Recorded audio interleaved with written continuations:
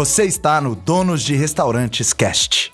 Seja bem-vindo ao Donos de Restaurantes Cast, o podcast feito para o dono de restaurante, um dono de delivery, de qualquer negócio de alimentação. Eu sou o Marcelo Marani e hoje eu vou falar para você como escolher o seu ponto comercial. Essa é uma dúvida muito comum no nosso canal do Instagram e eu resolvi trazer para cá, para o podcast, para que a gente possa abordar juntos aqui esse assunto tão importante para você que está aí pensando em montar um restaurante ou quem sabe expandir as suas operações. Talvez você esteja aí no seu segundo, terceiro restaurante, mas está em dúvida, uma dúvida conceitual de como escolher o seu ponto comercial. Eu vou te falar aqui dentro da minha experiência, dentro de todos os negócios que eu já montei, quais são os pontos que você deve ter maior atenção aí para não errar na escolha do seu ponto comercial. E para a gente começar aqui os casos, as histórias que eu tenho para te contar, a gente precisa dividir isso em duas grandes etapas, né? Em primeiro lugar, a gente fala do delivery. Montar um negócio de delivery é completamente diferente de um negócio da sala do seu restaurante, do salão do seu restaurante, do atendimento presencial em mesas e cadeiras, tá bom? E por que é completamente diferente? Porque a gente tem algumas necessidades no delivery que a gente não tem no salão e a gente tem algumas necessidades no salão que a gente não tem no delivery. Então vamos lá. Quando você for aí escolher o seu ponto comercial, eu quero te contar do primeiro negócio que eu montei. E o primeiro negócio que eu montei, eu não tinha muita noção de tudo que eu vou te falar agora. Então eu fui orientado pelo meu pai, que é dono de restaurante, já foi dono de vários negócios e surgiu a oportunidade de comprar uma pizzaria que tinha falido. E nesse momento eu fui visitar o ponto comercial e o que eu me deparei foi uma casa bem montada, com móveis legais, móveis bonitos, um forno de última geração importado da Itália e alguns outros equipamentos também de ponta. Mas quando eu comecei a pensar em quanto valor tinha ali aquele ponto comercial, eu comecei a fazer algumas observações que me deixaram com um pouco de receio. Em primeiro lugar, era uma rua bastante movimentada de carros, passava muito pouco pedestre, tinha pouco ou quase nenhum local de estacionamento. O lugar era bastante apertado, cabia no máximo 20 pessoas sentadas, 20 não, 18 pessoas para ser mais preciso. Então, eu comecei a fazer as minhas contas de quantas pessoas eu precisaria atender para ter um retorno ali naquele ponto comercial. E eu sabia muito pouco, quase nada, e o meu pai me fez algumas orientações. Nesse momento, líder, se eu fosse escolher um ponto comercial, eu jamais escolheria esse ponto comercial do meu primeiro negócio. No meu início foi muito difícil, as pessoas não tinham lugar de parar o carro. A gente trabalhava com delivery também, mas pense uma coisa, o nosso motoboy tinha que atravessar todo o salão para buscar a pizza e fazer a entrega daquele pedido. Por quê? Porque não tinha nenhuma entrada lateral. Então a gente tinha um negócio de atendimento misto, tanto para delivery quanto para salão. O salão era bastante apertado, o motoboy precisava cruzar todo o salão, eu não tinha ninguém na expedição das pizzas e aí a gente experimentou vários problemas. Um dos problemas que a gente passava era que quando chovia, o motoboy entrava com capa de chuva e molhava todo o salão. Além disso, dava uma péssima impressão para quem estava dentro da pizzaria, que era passar dentro da estrutura ali do salão com uma capa de chuva, não pegava muito bem, né, líder? Não era uma coisa muito legal. Além disso, a gente já teve alguns casos de nosso motoboy entrar na pizzaria e me lembro um caso uma vez que eu estava sentado com um grande amigo meu, a gente estava tomando um vinho juntos na pizzaria e um dos meus motoboys entrou para fazer para para coletar ali então uma pizza. Aí quando esse motoboy entrou, esse cliente, que também é um grande amigo, Gustavo, o nome dele, que inclusive já participou de um dos nossos podcasts aqui, deu um pulo, ele deu um salto, ele assustou bastante, porque ele pensou que se tratava de um assalto. O motoboy entrou com o capacete e foi tirar uma máquina de cartão de dentro da jaqueta. E naquele momento ele pensou que ele estava sacando um revólver ali, e foi uma situação que hoje se apresenta, né, como uma situação muito engraçada, mas naquele momento foi uma situação assustadora. Então muito disso foi pela péssima escolha do ponto comercial, já que era um lugar bastante apertado, já que era um lugar que não tinha espaço para fazer delivery, espaço para fazer salão, e a gente fazia. Mas vamos lá para os pontos mais importantes. Uma das coisas importantes que você precisa observar aí, líder, é assinar o nosso canal aí agora, o nosso canal do YouTube, se você está assistindo o vídeo, se você está ouvindo pelo nosso podcast aí no Spotify, assina o nosso canal, que esse é um ponto importante. Mas voltando aqui agora para o nosso podcast, o valor do aluguel, o custo da ocupação é uma coisa muito importante. Eu vejo donos de restaurantes que têm negócios em shopping, e às vezes antes de montar esse negócio, o dono de restaurante não avalia qual é o custo da ocupação.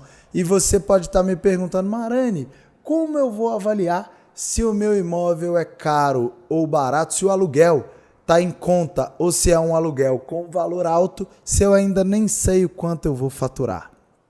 Líder, uma coisa muito importante é fazer planejamento.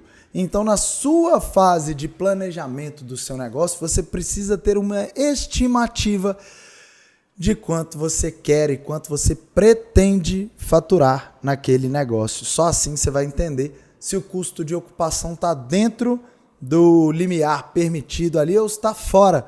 A literatura diz que 15% é um custo de ocupação legal, 15% do seu faturamento bruto. Ou seja, se você fatura ou pretende faturar R$100 mil e paga R$15 mil de aluguel, é considerado pela literatura um valor ok. Na minha opinião, não. Eu discordo dessa afirmação, tá? Na minha opinião, 8% é um valor considerado muito bom para o custo de ocupação, tá? Mas eu também quero te contar que hoje eu pago menos de 5% no meu negócio na Francesinha, onde é um negócio que a gente tem o imóvel alugado. Então, faça suas contas para ver se o seu ponto comercial está dentro aí do valor de ocupação que a gente considera como ideal. Além disso, além de verificar o valor, o custo da ocupação, uma coisa muito importante é verificar a densidade populacional do seu restaurante, tá? Do seu futuro restaurante. Se você está em uma área residencial ou comercial, é legal que você se sente. Eu me lembro quando eu montei o meu segundo negócio, eu já estava um pouco mais experiente, e a escolha do segundo negócio foi ao lado de um ponto de ônibus. O negócio seria um fast food de pizza. A gente vendia então fatias de pizzas, e o que eu precisava era de um fluxo de pessoas muito grande passando em frente à loja. Então uma das coisas super interessantes que eu fiz foi me sentar. Eu me lembro que eu fiquei vários dias da semana e alguns fins de semana, eu ficava anotando quantas pessoas passavam na frente da loja, quantas pessoas passavam no turno da manhã, quantas pessoas passavam na hora do almoço, quantas pessoas passavam no turno da tarde e quantas pessoas passavam à noite. E o porquê disso? Porque o meu negócio foi projetado para atender pedestres, então não interessava ali naquele caso quantas pessoas passavam de carro. Eu não sei se você está em São Paulo, se você está no Rio de Janeiro, se você está em uma área residencial ou não, mas a densidade populacional faz toda a diferença. Um exemplo disso é o iFood. O iFood, para quem está em uma área que tem uma população maior, por exemplo, se você está em São Paulo, na região do Ipiranga, por exemplo, próximo a vários condomínios, ou se você está nos Jardins, a densidade populacional faz toda a diferença, porque você vai ter um potencial de mais pessoas comprando de você. No iFood, por exemplo, ele considera a menor distância entre o restaurante e o cliente como uma das métricas mais importantes para a visibilidade do seu restaurante. Então, você precisa entender qual vai ser a sua proposta de valor. O que você vai querer vender? Que tipo de pessoa você vai atender? Quantas pessoas estão naquela região? Como é que está a sua concorrência? Você visitou seus concorrentes? Poxa, eu entendo muito de carnes, eu entendo muito de charcutaria, eu entendo muito de churrasco, de cocção de carne. Então eu quero montar uma churrascaria. Qual seria o melhor lugar para eu montar uma churrascaria? A primeira coisa que você tem que entender é qual é o público que você vai atender. Público A, B, C ou D. É de uma carne mais sofisticada, é de uma carne mais simples. Você vai atender um público que busca status ou um público que busca preço. É completamente diferente de montar uma churrascaria de rodízio e montar uma espetaria. É muito diferente montar uma casa de carnes no estilo parrilla e montar uma churrascaria que atende apenas no sistema à la carte, que tem carnes mais simples. Então, você precisa entender aí quais são as necessidades do seu público para que você possa escolher o melhor bairro, para que você possa escolher a melhor rua, para que você entenda se um lugar com o pé direito mais alto vai ser legal, se você vai alugar somente um galpão, já que você vai fazer um delivery, uma dark kitchen. São necessidades completamente diferentes. Talvez eu poderia fazer aqui 2, 3, 4, 5 podcasts para falar do ponto comercial, mas eu quero nesse trazer de forma macro, de forma mais ampla, quais são os fatores determinantes para o seu sucesso. Voltando lá na segunda operação que eu criei, eu então fiz uma loja de rua. Eu me lembro bem que em 2013 eu pagava R$ 8.500 de aluguel nessa operação que eu montei, e no primeiro mês eu vendia um pouco mais de R$50 mil.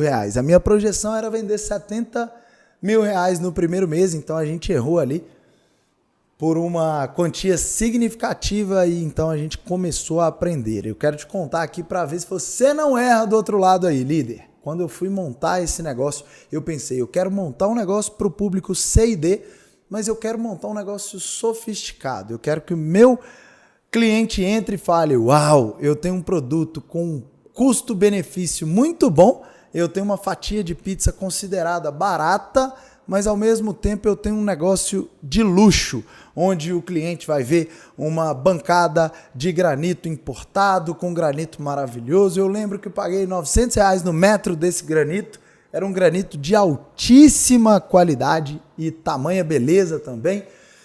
Eu lembro que eu coloquei um acabamento de altíssima qualidade e de valor agregado também. E nesse tempo meu pai estava me orientando, a gente chamou um arquiteto. Na verdade, eu chamei um dos melhores escritórios de arquitetura para restaurantes do Brasil e a gente fechou que seria um negócio mais sofisticado com um preço mais baixo. E eu não sabia que eu estava ali criando a minha própria cova, líder. Isso porque no primeiro mês, quando as pessoas passavam, elas achavam lindo, maravilhoso, só que tinha uma pastelaria do lado, onde todo mundo entrava e não entrava na minha pizzaria. Então eu comecei a fazer pesquisa, coloquei uma pessoa na porta da loja e todo mundo que mudava de direção a gente perguntava, olha, a gente viu que você quase entrou na loja, o que te fez mudar de ideia? E a maior resposta que a gente teve foi que as pessoas acreditavam que ali tinha uma pizza muito cara. Então as pessoas não viam o valor, a gente não tinha na porta o valor da fatia de pizza, e quando as pessoas viam um lugar muito sofisticado, elas nem perguntavam o preço, elas entendiam que aquele negócio não era para elas. Então, esse foi um erro conceitual de um desenvolvimento de projeto para um público diferente do meu público-alvo. O que eles estavam buscando era uma coisa mais simples, onde eles pudessem comer mais rápido, um lugar onde fosse limpo, que a gente tivesse uma preocupação ali então com a higiene, com a segurança das pessoas que iam comer, mas eles não estavam nem aí para a sofisticação e para o luxo que foi criado. Então, com base nessa pesquisa, a gente fez algumas alterações no layout da loja. A gente deixou de uma maneira muito mais popular, então a coisa começou a funcionar muito melhor depois do terceiro, quarto e quinto mês de operação, que foi quando a gente fez essa transição. Então aqui eu quero te chamar a atenção para quando você escolher um ponto comercial, seja muito fiel a esse ponto comercial. E parece até brincadeira, líder, mas o meu terceiro empreendimento, a gente também cometeu um outro erro que acabou sendo um dos responsáveis pelo meu maior fracasso em restaurantes. A gente também tentou sofisticar uma operação que deveria ser muito mais simples. Eu montei uma casa no estilo parrilla, a gente trabalhava com carnes com cortes argentinos em um bairro residencial da maior cidade de Belo Horizonte. Só que esse bairro residencial era de classe C. A gente veio com uma proposta inovadora, com um preço que essa classe podia pagar, mas a casa, mais uma vez, era uma casa bastante imponente. A gente tinha uma proposta para essa casa diferente do que a necessidade do bairro mostrava. Talvez se a gente tivesse trabalhado com um almoço mais simples, com talvez um self-service, a gente tivesse tido um sucesso muito maior. Então o que eu quero te alertar aqui é: tenha empatia com o seu público, entenda o que o seu público está buscando, para que você não tenha que passar por todas as adaptações que eu tive que fazer, né?